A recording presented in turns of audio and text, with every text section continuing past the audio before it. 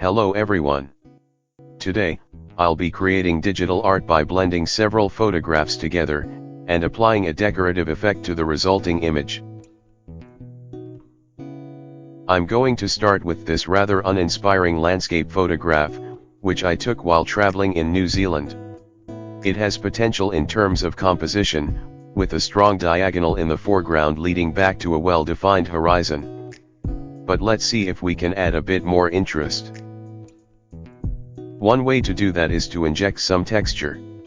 I have this photo of a rocky field, and I'm going to try blending it into the foreground.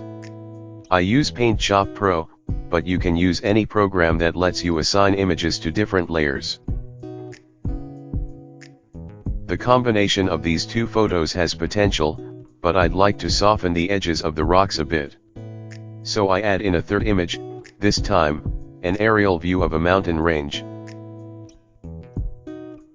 The foreground is about where I'd like it to be, so I'll move on to the background.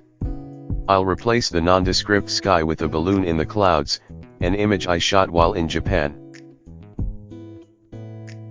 The composition is about where I'd like it now, but the light level needs to be raised, and I'd prefer to temper the realism by running the image through a painting program. I use a variety of such programs including Photo Sketcher and Virtual Painter. I'm reasonably happy with the resulting image for several reasons. First, it retains the solid composition of the seed photograph. Second, the mountain range and other elements now have a pleasing dreamlike quality.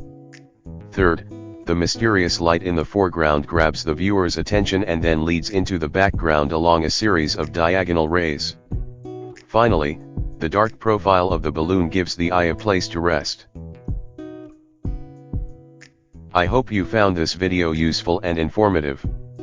Please comment and subscribe if you did.